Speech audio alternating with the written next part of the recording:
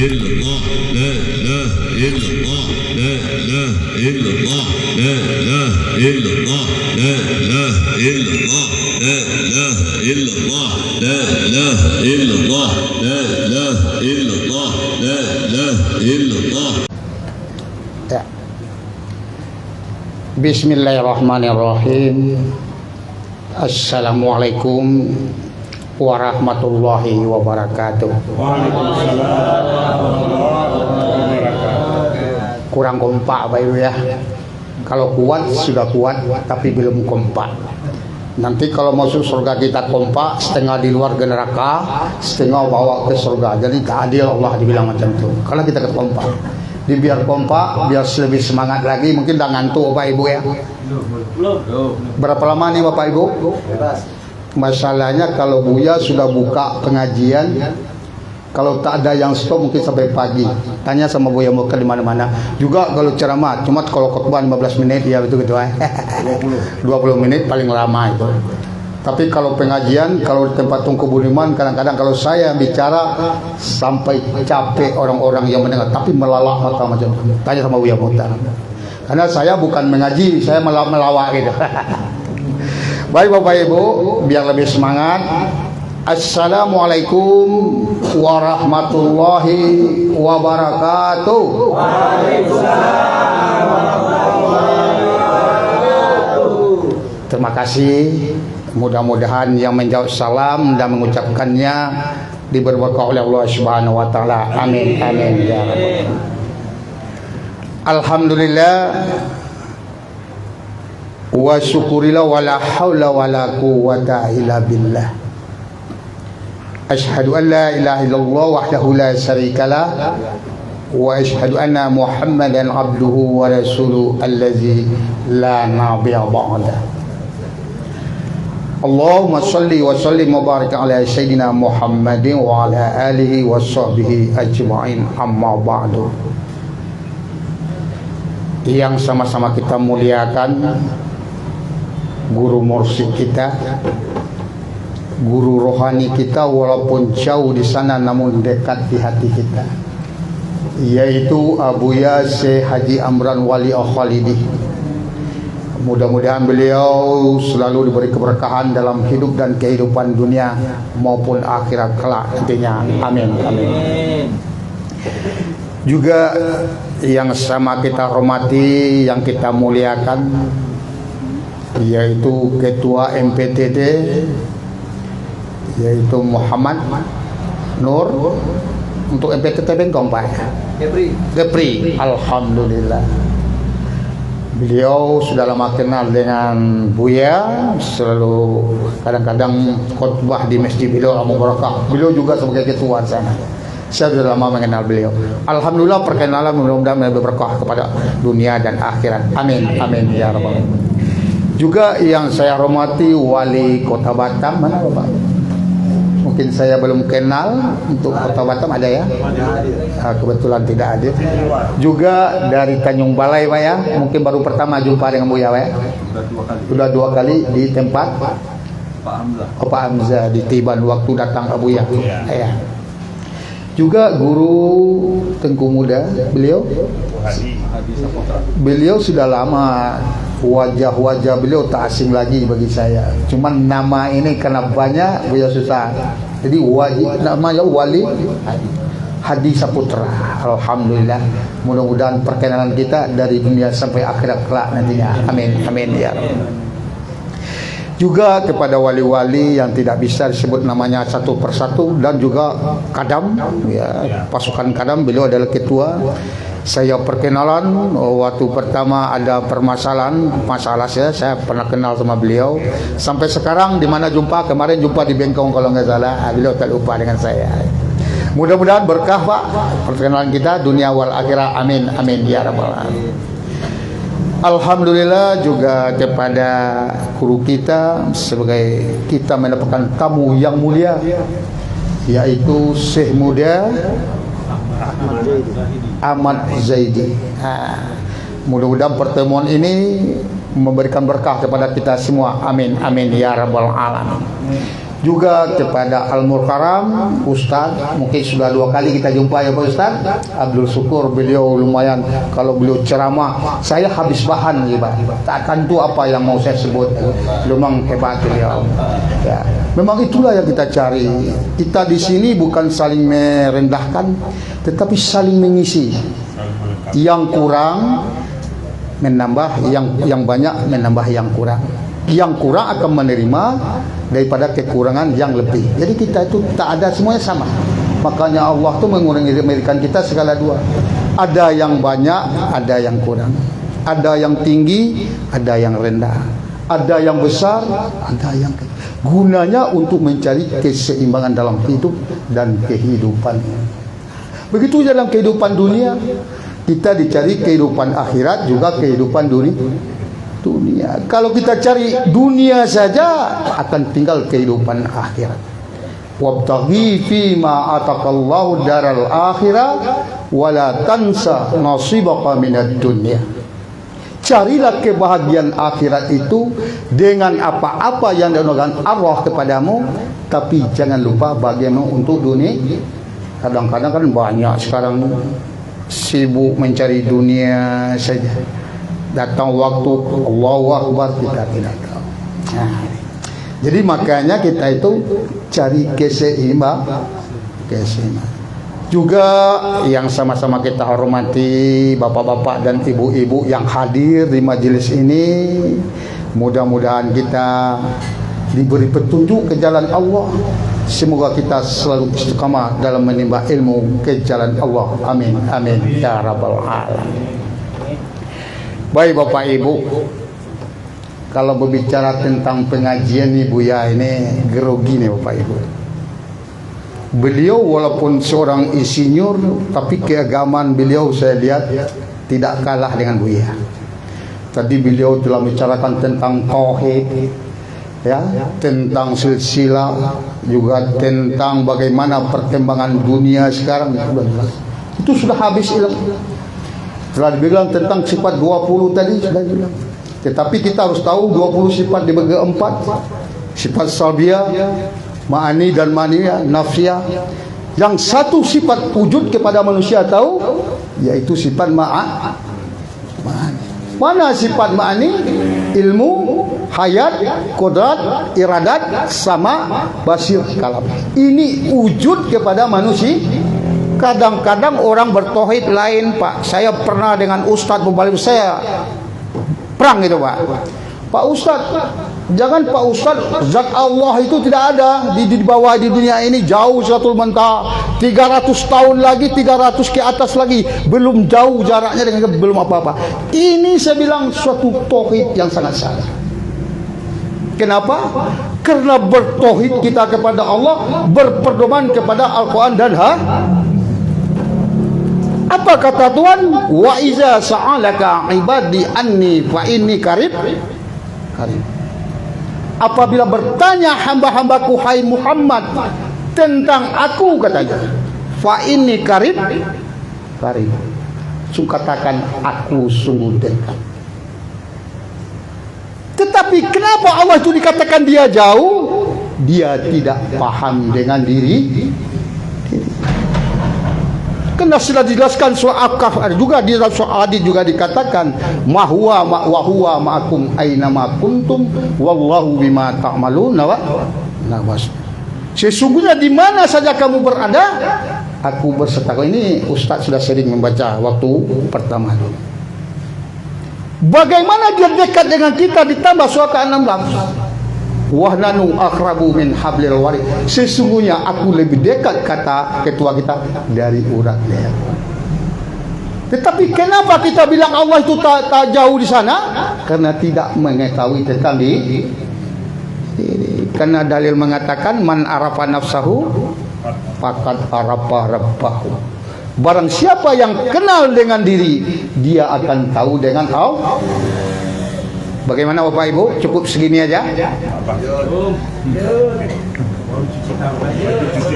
Makanya setelah kita lihat dari apa ini, makalah ini, apabila kita dekat dengan Allah, maka lahirlah ibadah yang Kalau tak kenal dengan Allah, kalau tak tahu dengan Allah, macam mana kita akan melahirkan ibadah yang baik? Karena awaluddini ma'rifatun, awal agama tu kenal Allah. Kalau tak kenal dengan Allah, macam mana kita beribadah dengan Allah? Makanya orang kadang-kadang beribadah di masjid, keluar masjid kata bapak tadi tidak tahu dengan Allah, maka dipisahkan antara kehidupan dengan agama. Di dalam masjid kita beragama, tempat kerja tak ada agama. Di dalam masjid kita ada Allah, di luar masjid tidak ada Allah. Sedangkan Allah itu tidak akan bercerai antara kita dengan Allah. Maka dikatakan wa ma'akum. Jadi bagaimana kita harus melaksanakan ibadah yang baik? Kayak secara fikih kita melakukan rukun dan sah. Itu fikih. Tetapi secara hakikatnya ada 4 perkara untuk menyempurnakan daripada ibadah yang baik. Kalau tinggal di 4 perkara itu, batallah agama ibadah yang baik. Bagaimana ibadah yang baik? Yang pertama, orang itu bersari, zahirnya itu bersariat. Kadang-kadang saya udah putus marifat saya nih, hakikat dan marifat saya sudah sampai. Saya salatnya saya mengingat aja, Allahu Akbar sudah diingat. Ini adalah suatu pemahaman yang keliru, Bapak, bukan salah, keliru. Karena kita itu ada tubuh, ada nyawa, ada rahasia di balik rahasia. Makanya la ilaha illallah itu tubuh, nyawa, rahasia itu terkandung dalam kalimat la ilaha illallah. Kadang-kadang kan dibaca saja la ilaha illallah ini. Kalau hanya sekadar dibaca seperti burung beo, Bapak Ibu, nanti walaupun 1000 kita mengucapkan la ilaha, mati nanti kayak burung beo. Apa burung beo kalau mati? Dia bilang keo. Ini terjadi di kampung saya. Kalau cerita ini habis waktu, Bapak Ibu. Jadi bagaimana untuk kesempurnaan agama? Yang pertama kita melakukan ibadah yang baik itu yang zahirnya besar. Mana yang zahir? Tubuh kita, ucapan kita, segala yang diucap, segala yang dikerjakan itu adalah perbuatan syar'i saya, qauli dan fi'li. Tapi bagaimana setelah itu? Setelah saya bersariat, yang kedua adalah hatinya bertari. Ini adalah kerjanya kalbi. Ada 3 makam di sana. Yang pertama makamnya kauli, yang kedua makamnya fi'li, yang ketiga makamnya Antara kauli, fi'li dan kalbi ini harus sejalan. Jangan lain di mulut, lain di hati, Bapak Ibu. Papat di luar, pancung di dalam. Telunjuk lurus, kelengking berkait. Bak pepatah mengatakan, asap api gulung gemulung, bakar sampah buang syaratnya. Ibarat gunting makan di ujung, mulut manis apa gunanya? La ilaha illallah kata lidah, tetapi di hatinya yang diingat harta dan jabatan pangkat seperti yang dibilang oleh ketua kalian. Ini kenapa mengingat? Kenapa mereka begitu? Karena di dalam hati manusia ini yang disebut oleh Ustadz Syukur kita tadi, banyak penyakit, banyak kotoran, sehingga kalau tidak pernah kita suci nanti akan membahayakan pada diri kita. Fi qulubihim maradun. Di dalam hati manusia terdapat 6.666 ayat, akan terdapat 6.600 penyakit yang terdapat di dalam hati manusia. Tidak pernah kita obat. Fazadahumullahu marada. Allah akan menambah penyakit itu, ditambah. Walaupun juga tidak diobat, ditambah. Allah akan memberikan azab. Walahum azabun akan diberikan azab yang sangat, karena mereka tadi berbohong di dalam hati. Lain di mulut, lain di hati, lain apa? Lain di kata, lain pula di dalam hati, lain telunjuk lurus, kelengking berkait seperti tadi. Sehingganya tertutup hijab kepada Allah Subhanahu wa Ta'ala. Makanya kalau orang Padang bilang, kemana mencari bila dalam bulu, kemana mencari Allah dalam tubuh. Kalau Allah dalam tubuh bertempat Allah, kita serik la syarika lahu wa bisalikal. Allah itu tidak berserikat. Tapi bagaimana mencari Allah? Allah bukan barang yang hilang, yang harus kita ketahui. Pertanyaannya kepada jemaah, Allah itu nyata atau gaib? Jadi kalau Buya bertanya, kalau nyata bagaimana nyata, gaib bagaimana nyata? Siapa yang berkata? Dia yang mengatakan dalam soal ayat 4. Wal awalu wal akhiru wal zahiru wal batin. Dia Allah zat yang awal, zat yang akhir, yang zahir dan yang batin. Kenapa dibilang gaib? Maka orang bingung mencari, bisa gila mencari Allah. Karena dia mencari. Pantun mengatakan, pucuk paku di dalam paku, dibawa orang dari seberang. Carilah aku di dalam aku berlindung tempat yang terang. Nyata Allah itu. Nah, ini nanti dibilang saya sesat. Ini dia yang mengatakan. Sudah dikatakan zahir, sudah dikatakan batin, kenapa dibilang gaib? Karena kita tidak tahu dengan Kalau begitu bagaimana Buya? Bagaimana kita mengenal diri? Nanti tanya kepada tuan-tuan guru kita. Cari, karena diri itu ada diri yang zahir, ada diri yang batin, ada diri yang sebenar ini tiga ya. Nanti kalau ada cabang-cabangnya, ada diri Kediri, ada diri Tampari, segala macam banyak. Tapi yang perlu pokoknya ada diri yang zahir, ada yang batin, ada diri yang sebenar ini perlu tanya sama lu. Yang zahir sudah jelas, yang batin ini yang bicara.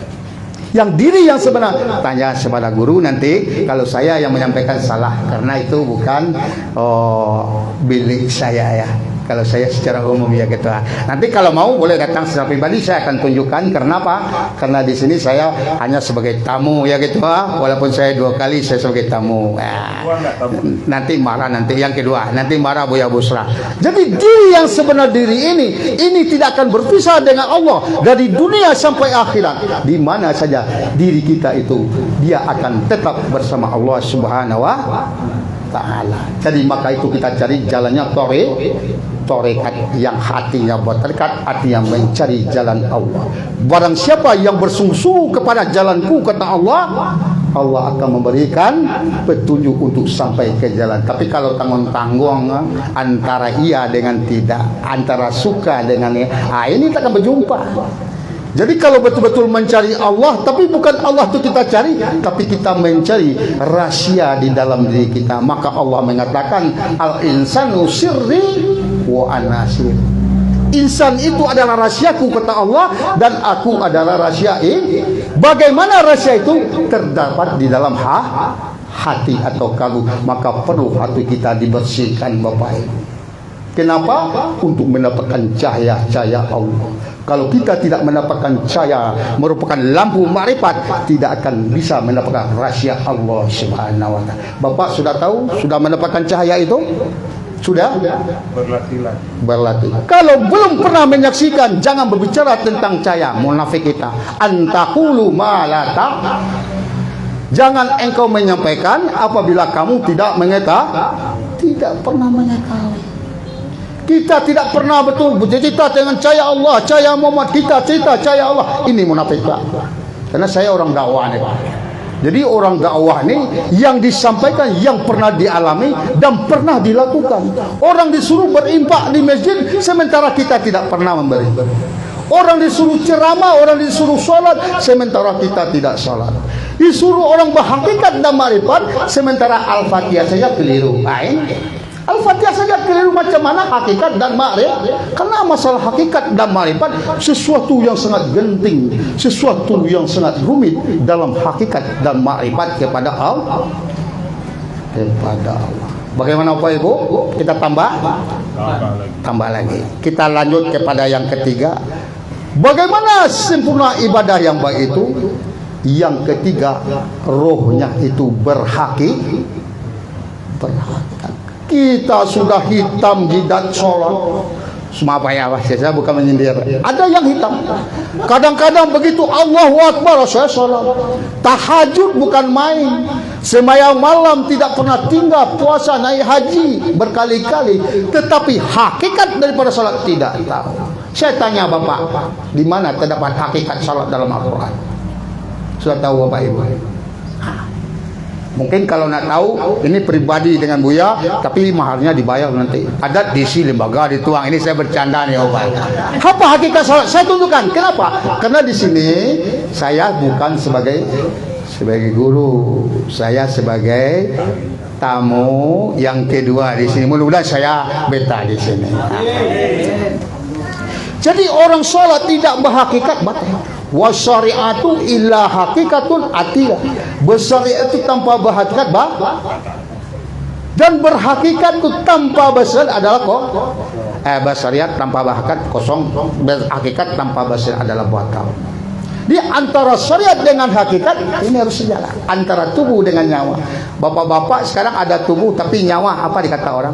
Manusia mayat. Ada nyawa tubuh tak ada wujud tak ya. Begitulah antara syariat dengan hakikat.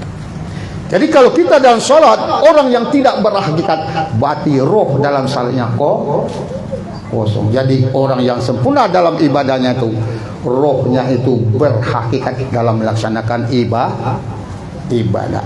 Yang terakhir, orang yang sempurna dalam melaksanakan ibadah itu, sirnya itu adalah bermakrifat. Ini kata-kata makrifat kalau orang tarikat keasingnya. Apa itu makrifat? Yaitu mengenal. Makrifatullah, mengenal Allah. Jadi apabila kita telah mengenal Allah, barulah kita sah salat kita. Kalau tak tahu, tak kenal dengan Allah, nanti perkara sembah menyembah, karena hakikat dalam salat itu terkandung dalam Al-Fatihah. Alhamdulillah, segala puji bagi Allah. Ini hakikat dalam salat. Dalam memuji, siapa yang dipuji, siapa yang memuji, di mana tempat memuji, dan apa isi pujian kepada Allah Subhanahu wa Ta'ala. Nah, ini sudah dapat ilmu, Bapak. Di mana hakikat salat, Bapak Ibu? Di mana terdapat dalam hakikat salat? Di dalam Al-Fatihah. Saya sampaikan juga ini, Bapak catat, ini bukan ilmu murah ini, Pak. Tak semua ustaz menyampaikan ini. Saya itu 90 orang untuk Kota Batam, boleh lebih 900 orang semua mau balik, tidak pernah menggali tentang hakikat salat. Saya bilang sama ustaz ini calon neraka. Kenapa Pak Ustaz bilang gitu? Iya, dia membawa orang mengenal Allah, tapi dia sendiri tak tahu dengan Allah. Ini munafik. Dia ya Allah, kenal dengan Allah, salat untuk mengenal Allah, apapun mengenal Allah, tapi dia sendiri tidak tahu dengan Allah. Ini adalah orang-orang yang munafik. Dia berbicara hanya dengan kata-kata dapat dari luar, tidak punya landasan, tidak pernah melakukan apa yang dibicarakan. Maka ulama itu kalau dibagi banyak nih. Ada ulama khair, ada ulama wasatul ambiya. Bagaimana? Yang ulama khair, ulama yang baik, wasatul ambiya, ya ulama para pewaris Nabi. Juga ada ulama usul, ya, ulama yang menjilat kepada pemerintah, ulama yang mementingkan kepentingan pribadi, demi kepentingan pribadi dijualkan agama. Yang salah jadi benar, yang benar jadi salah. Ini adalah ulama yang tidak bisa kita tiru.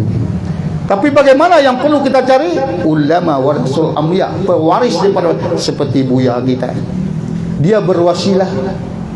Kalau ulama tidak berwasilah, tidak ada sisilah daripada kewaliannya, keilmuannya, itu tidak bisa dipertanggungjawab. Maka kita dicari wabtagi ilahi wasilata wajahiduna fi sabili la'allakum tuflihun. Carilah wasilah, berguru kepada orang yang benar seperti guru kita, dan berjihad di jalan Allah. Mudah-mudahan kamu jadi orang beruntung. Kadang-kadang orang ini berguru dengan Google. Ini kan banyak ustaz, Pak, sudah tahu baca Google semua ayat ada tuh, Pak. Boleh Bapak nanti cerita-cerita kita ini bisa dilihat di Google. Tapi hati-hati, Yahudi sekarang juga memberikan ilmu agama Islam untuk menipu kita. Pas, tetapi ada sedikit yang diselipkan, sedikit aja. Kalau kita tidak punya fondasi dasar untuk melihat Google, nanti bisa akan tersesat dalam menuju kepada Allah Subhanahu wa Ta'ala. Bagaimana Bapak? Sudah? Sudah? Jadi untuk pertama, untuk ibadah yang baik itu adalah menjalankan rukun dan syarat, tetapi untuk kesempurnaannya bersyariat, bertariqah, berhakikat dan bermakrifat, itu baru sempurna. Kalau sudah sepertimu, insya Allah Bapak Ibu husnul khotimah, mati yang baik, yang dikatakan inna lillahi wa inna ilaihi rajiun. Yang kedua di sini ada poinnya, berakhlak mulia. Ini perlu, Pak. Kalau saya dalam khotbah Jumat sering saya bilang tentang akhlak. Hablu minan nas, hablu minallah, hablu minan nas. Orang yang tidak berakhlak secara Islam, bagaimana akhlak? Itu tentunya akhlaknya Rasulullah. Kalau betul-betul sudah mempunyai akhlaknya Rasulullah, kita ini tidak ada yang saling menyakiti lagi. Karena Rasulullah itu tahan disakiti dalam dakwah sampai berdarah-darah, mukanya dilempar. Bagaimana Rasulullah? Datang malaikat, Rasulullah, kalau mau saya bantu, saya tumbangkan bukit Uhud itu supaya orang ini mati. Tapi bagaimana Rasulullah? Jangan. Kenapa? Mereka ini tidak tahu. Tapi sekarang kita tidak ada yang meniru Rasulullah. Kadang-kadang perkara kata dengan kata, perkara ngomong dengan ngomong. Sampai saya juga menyaksikan antara At-Taubah dengan ini, saya menyaksikan. Itu karena tidak meniru akhlaknya Rasulullah Sallallahu Alaihi Wasallam.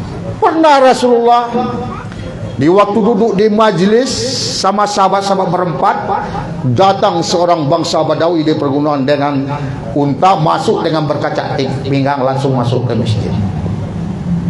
Tercengang semua sahabat. Apa kata sahabat? Ini kurang ajar sekali ini. Orang bangsa Badui tak kenal langsung masuk, tak sopan masuk. Dihadang oleh Umar bin Khattab. Tahu Umar bin Khattab terkenal dengan singa padang pasir. Dihadang, mau diancam dengan perang, dengan perang, dengan apa namanya, pedang. Terus apa kata Rasulullah? Jangan. Kemudian ketika lepas dari Umar bin Khattab, keliling di seluruh masjid, mana Rasulullah? Mana Rasulullah? Dengan teriak yang tak sopan dan kurang ajar, dengan tekanan suara yang orang yang kasar. Dihadang oleh Adi bin Thalib. Apa kata bin Thalib? Mau dihadang dengan pedang, mau ditancap. Tetapi apa Rasulullah? Jangan. Kemudian keliling-keliling, karena dibiarkan dia bebas, langsung juga mana Rasulullah? Mana Rasulullah? Langsung Rasulullah menjawab, mendekati. Saya Rasulullah. Dengan kata yang lemah lembut, sopan santun, saya Rasulullah. Ketika Rasulullah berkata, oh seorang semacam kamu yang bernama Rasulullah, engkau yang menyuruh orang bersaksi tiada Tuhan selain Allah? Iya, saya. Engkau menyuruh orang bersolat, beribadah, bersembahyang, bernaik haji, bersedekah? Iya, saya. Lalu dia cemen, oh orang semacam kau. Tapi bagaimana dengan lemah lembutnya Rasulullah menjawab dengan sopan santun, kalau kita mungkin tak tahan. Apa kata orang yang tadi? Kemudian dia keluar, langsung ketika di pintu masjid, luar biasa. Kenapa luar biasa? Kalau bukan Rasulullah yang ada di dalam masjid ini, mungkin saya telah dibunuh oleh para sahabat yang pakai pedang, yang ganas-ganas, potongannya bukan main. Untuk itu katanya, saya masuk Islam. Besok saya akan menyampaikan seluruh umat yang ada di pergunungan Badawi untuk masuk Islam. Sehingga orang sekampung masuk Islam gara-gara dia tidak dibinasakan. Jadi inti daripada cerita ini, kalau orang jahat jangan dibalas dengan kejahatan. Kalau orang caci kita, jangan dibalas caci. Kalau dibilang jahat-jahat, sampai kapan habis kejahatan? Kalau orang mencaci kita, dibalas dengan sampai kapan? Kalau orang tidak berbuat baik, kapan kita balas dengan tidak berbuat baik? Sehingga kita nanti akan berbuat yang tidak baik. Sehingga inti Rasul mengajak kita, kalau ada yang zalim dengan kita, jangan dibalas dengan kezalim, sehingga tidak akan terjadi perpecahan antara kita sesama kita. Ini kadang-kadang saya lihat, antara kita sesama Islam jangan disebut lagi. Ini yang kita satu guru, satu mursyid, dan satu-satu amalan. Kita kadang-kadang mungkin karena lupa. Untuk itu Buya sarankan, kalau lupa diingatkan, kalau istilahnya apa namanya tertidur, Buya bangunkan. Kalau ada hingga ini kata kita seguru, kalau masalah perkataan boleh kita apa masalah, kita dudukkan bawa berunding dengan kepala yang dingin, hati yang sejuk, semua solusi kita bisa selesaikan dengan baik. Kenapa? Innamal mu'minuna ikhwah fa aslimu baina akhawaykum wattaqullaha la'allakum Orang mukmin itu bersaudara. Selesaikan di antara saudaramu yang berselisih dan bertakwalah kepada Allah. Mudah-mudahan kamu jadi orang beruntung. Ini paham yang kedua. Ini yang terakhir lagi Pak ya. Nah, yang terakhir makalahnya tentang bermakrifat dengan tauhid irfan. Jadi bagaimana kita bermakrifat itu mengenal. Dasar-dasar kita mengenal, makanya kita pertama belajar tarekat itu kenal dengan diri. Makanya saya di tempat-tempat majelis tarekat, kalau saya mengaji, Pak Guru, Pak Mursi, Pak Tengku, kalau Tengku hanya mengajarkan kalimat la ilaha illallah, sampai kapan orang ini akan tahu dengan Tuhan? Karena kita akan mengejar kepada makrifat, bukan hanya kepada tarekat. Makanya dalam tarekat itu boleh tarekat yang mutabarah boleh saja. Tarekat Satariyah, Nasabaniyah, Qadariyah, yang penting mutabarah. Yang hakikatnya adalah menuju makrifat. Ini yang intinya di pada tarekat itu, hakikat dan makrifat. Boleh saja, kadang-kadang kan banyak yang berkelahi Pak. Wah itu orang Satariyah tak sama dengan kita. Wah itu orang Qadariyah tak sama. Kalau ada yang semacam itu orang tarekat, berarti tidak sampai kepada hakikat dan makrifat. Karena tarekat itu jalan. Kalau saya pergi ke Padang Pak, ada yang naik feri Pak. Kalau dulu kami naik roro itu Pak, kapal sayur itu seminggu baru sampai. Kalau sekarang alhamdulillah ada feri, ada pesawat. Ada kalau bisa berenang silakan berenang. Itu menuju kepada makrifat. Jadi bagaimana menuju kepada marifat? Ada 3 tangga yang harus kita lalui. Tahu 3 tangganya Pak Ibu? Kalau tak ada tangganya ini kita melompat ke marifat saja bagaimana Bu ya? Tak bisa Bu. Lebih-lebih makrifat ini suatu yang sangat rumit. Tidak bisa guru yang menunjuk. Oh mentang-mentang guru ditunjuk. Tidak bisa. Karena guru itu menunjukkan jalan. Yang mencari kita mendapatkan masing-masing. Ada guru yang menunjukkan ini seperti ini, Allah itu seperti ini. Ada guru macam itu Pak? Tidak. Karena kita dalam bertarekat kita menyatakan rasa malam yazulam malam yazulam lam yadri. Engkau tidak akan merasakan, engkau tidak akan mengetahui apabila tidak pernah merasa. Ini yang disebut oleh syukur tadi. Innamal mu'minuna allazina iza suqilallahu wajilat qulubuhum. Sesungguhnya orang mukmin itu apabila disebut nama Allah akan bergetar hatinya, bukan hanya bergetar, mengenyam seluruh alam karya. Begitu kalau sudah merasakan kehadiran Allah. Ini disebut dengan Ustadz tadi. Tapi kadang-kadang kita kena enaknya beliau berceramah, tak ada yang nangkap, terlena dengan ucapan beliau. Tetapi saya ambil isi. Kalau tidak kita mengatakan la ilaha illallah, la ilaha illallah, la ilaha, hanya dibaca dengan la ilaha illallah, tidak ada hakikat di dalamnya, makamnya kita tidak tahu, kosong la ilaha illallah.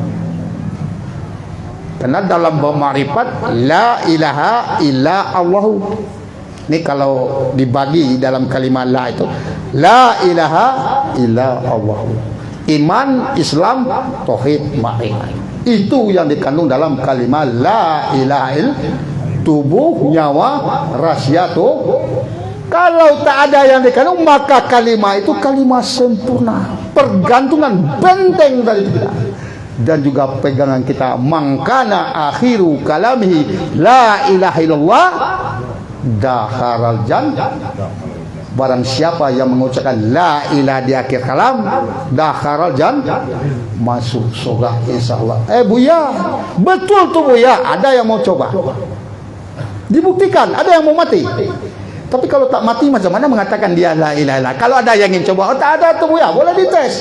Ada yang mau mati. Tapi kalau mau udah mati jangan nyesal Buya. Itu mau dunia lagi. Kalau tidak pernah mengatakan la ilaha masuk surga, boleh kita tes. Jangankan itu, untuk dipakai pakaian dunia di mana kita saja berada, makrifat kepada la ilaha illallah.